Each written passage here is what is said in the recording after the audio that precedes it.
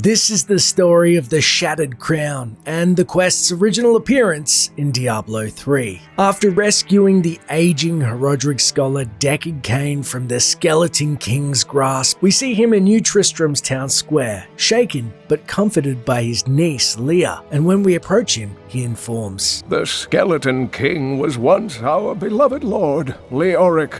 He was driven mad by Diablo's evil. He lost both of his sons and his very soul before he was finally defeated. Now it seems he's risen to plague this land once again. Then I will be the cure." The key to defeating him lies in his old crown. Seek out our blacksmith, Hadrig. He knows of its whereabouts. Leah, you should not dismiss the signs so lightly. Do you not believe the evidence of your own eyes? Horrors have visited Tristram before, and it endured. But what of the texts? The Zakarum tomes warn of a falling star.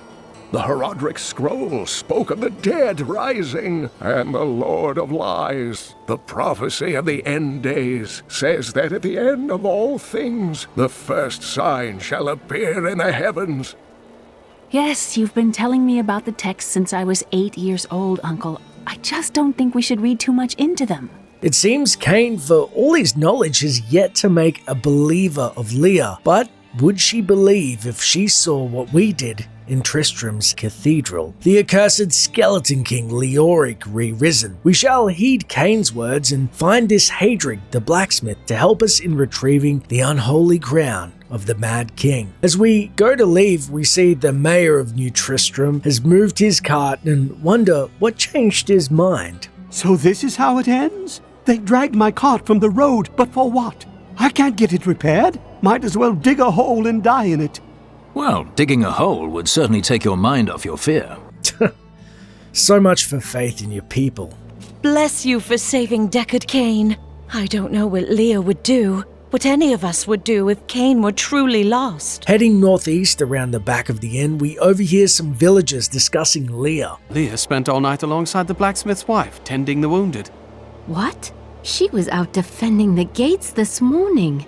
What is driving that woman? What a brave girl. She only seems to think of others. Did you hear? Old Rumford has us down to half rations. How are we supposed to fight if we're starving? The rest of the town is down to quarter, including my wife. But you can quit if you want. So, the town is starving. Nothing like a fatigued and hungry militia to stay vigilant. Passing the merchants and down the stairs, we see a man who appears to be Hadrig that Cain spoke of, the local blacksmith, and he beckons to us saying, "Are you Hadrig? Deckard Cain said you could help me find the crown of Leoric." "Not now. It's my wife. She's locked in the cellar like all those who've been bitten. I'm to put them all down. But how can I kill my own wife?" "It is a hard burden you bear. I will help." "Thank you. Follow me." Hadrig's wife is infected. Grim tidings indeed. Following the blacksmith as requested, we then pass a villager who warns, "You think you're some type of hero, here to save us all? The dead will feast on your bones as easily as they will ours." Perhaps he's right. God only knows what they've seen. We then spy a gate out of town covered in blood but still standing, and the guards then inform us, "This gate is locked by order of the captain." With no way out of town, we hurry to meet Hadrig in his cellar of the damned. As soon as we enter the cellar, we realize that this place has been fouled somehow as we draw our sword and cautiously feel our way through its dark rooms. We then see some stretchers strewn about, and it looks like the infirmed were once here, but we can't see them. All that's left is a foul stench that lingers. It's then we come across a barred door, no doubt where the poor wretches are being held. We break it down and "My friends, I'm sorry." "Do your duty, blacksmith, no matter how hard." The townsfolk, undead, then descend upon us, and after felling the foul foes, once Hadrig's own brothers, we head to the northeastern side of the cellar. It's there we see Mira, Hadrig's poor wife, surrounded by the damned.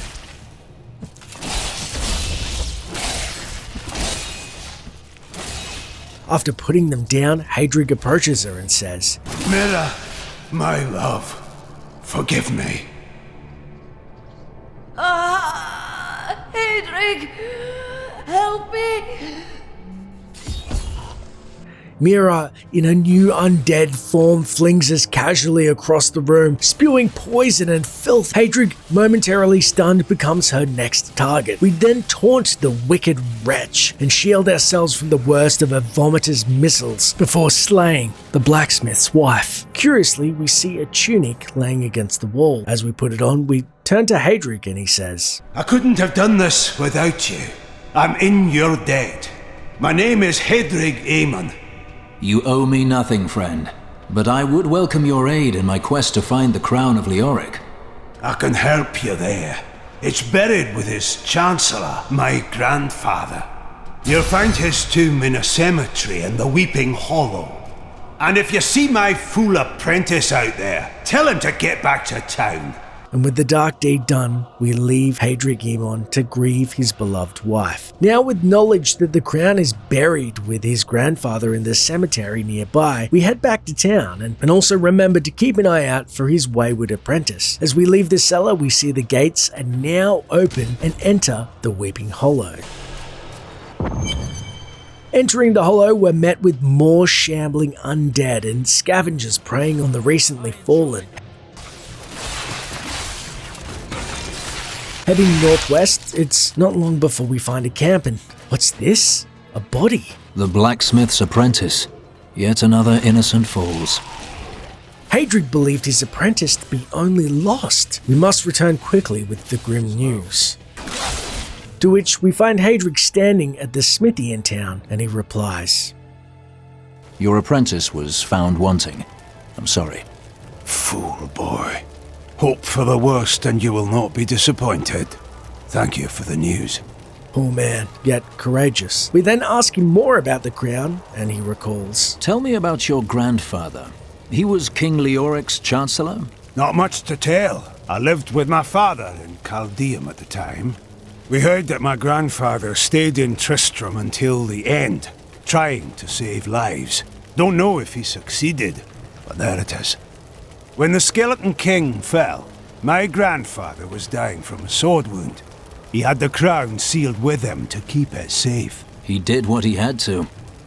With his last breath, it seems Hadrig's grandfather may have brought New Tristram respite from the Skeleton King's wrath, but only momentarily. We then approach Cain and Leah for more insight into the happenings, and Cain recounts. The story of Mad King Leoric hangs heavy over this town.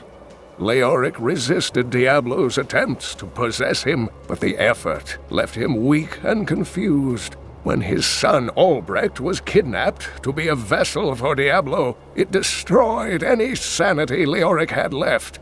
And so he became the Skeleton King. He commanded an army of the dead deep within the cathedral, finally serving the Lord of Terror he had resisted while alive. Many adventurers tried and failed to slay the Skeleton King. It was left to Leoric's eldest son, Aiden, to finally kill the monster his father had become. So Leoric's own son put him down. After the tales of his knight luck done and killing him first, the Skeleton King's fury must have no end. With the grim news, we head back to the Weeping Hollow in search of the cemetery and the accursed crown. Heading northeast, we hew wretched cadavers entwine as they summon their 6 scores of zombies.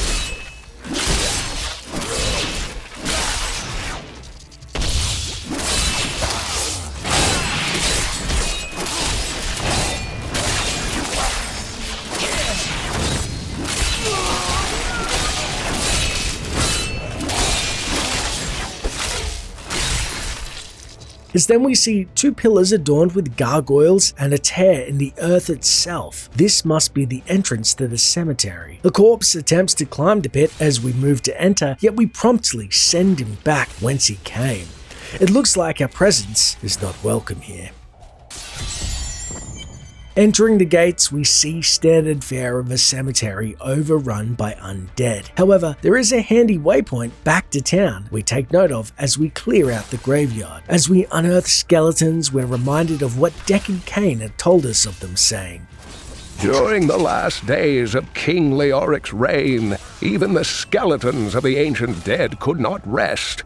They took up their broken armor and weapons once more, ready to cut down anything that yet drew breath. Though wasted and fragile, these creatures possess a twisted cleverness that makes them quite formidable. We then head inside this southwestern mausoleum in search of Hadrig's grandfather, but shortly then assaulted by a trio of champion skeletons. Blessed with cold, they freeze us, nearly felling us where we stand. Only by retreating to an untainted health pool by the entrance do we best the last of them. Not enough wrath.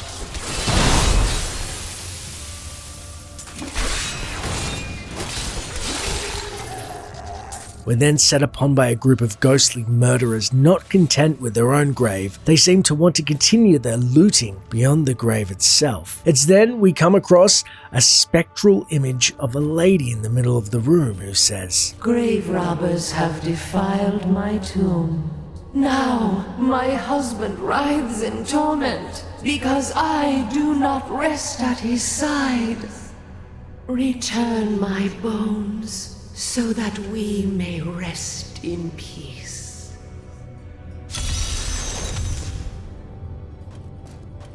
We help the restless spirit by searching her urns for her bones. Maybe some blessed hammers may be more effective.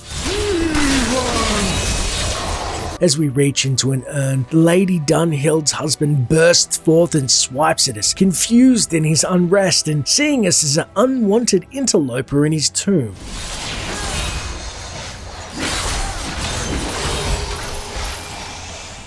With the Lord contended with, we place Lady Dunhild's bones back into her sarcophagus so she may rest once again. The dead are at peace now.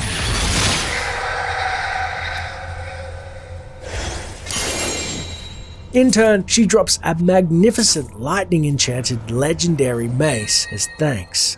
Now better equipped to crush the undead with more than a mere spectral hammer, we return to the surface in search of the true grave of the Chancellor. Finding a crypt to the northeast and heading to its second level, we exclaim, "The crown is close," as we round the corner and head for the Chancellor's tomb.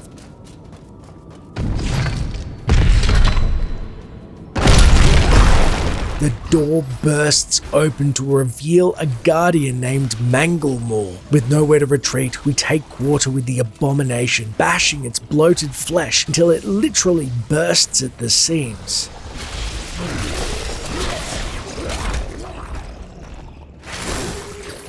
Our entrance clear, we cautiously step inside the tomb itself. It's not long before we're met with wicked laughter. Skeleton guardians summon their minions to protect the tomb en masse, yet we have the cure in our right hand for such treachery. After which we see, in the middle of a large open room, is the altar of the Chancellors. Bodies are etched into the floor itself about the hooded figure beneath a skull.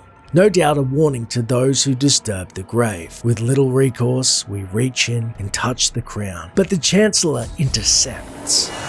"No, I will not allow you to bring that monster Leoric back to this world." We have no choice but to destroy the spectral form of Hadrig's own grandfather.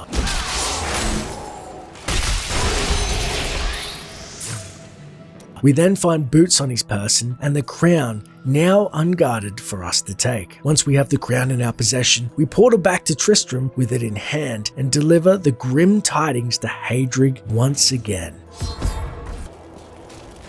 You found the crown. Truth be told, I didn't think you'd make it back alive.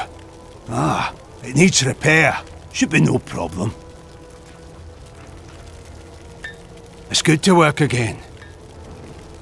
There. New as the day it was placed upon the Black King's head. I need something more than making spades to occupy my mind. I want my life to mean something. Then join my crusade. The work is hard, the rewards are few, and you'll likely die. That does sound meaningful and awful. That's 3 people close to him in one day. After Hadrig fixes the crown and has been given a thorough pep talk about joining the crusade, you throw yourself into the work of the crusade. Is this how you grieve? I don't follow your crusade. It isn't your cause, friend, but everyone needs to believe in something. I believe this armor needs repairing. Then that is enough. I will leave you to your work. We see Cain is ready to aid us in destroying the Skeleton King now that we have his crown. But that's a story for another time. That's it for the video. If you want to join the crusade, make sure to subscribe and hit the bell notification like you have your own blessed hammer. It really helps out the cause. Also, we have a Discord for lore junkies in front of Diablo 4's release with over 400 members in the crusade. Thank you so much for all your support. We'd love to have you on board, even if you are, I don't know, a filthy necromancer. Thanks for watching, and until next time, traveler.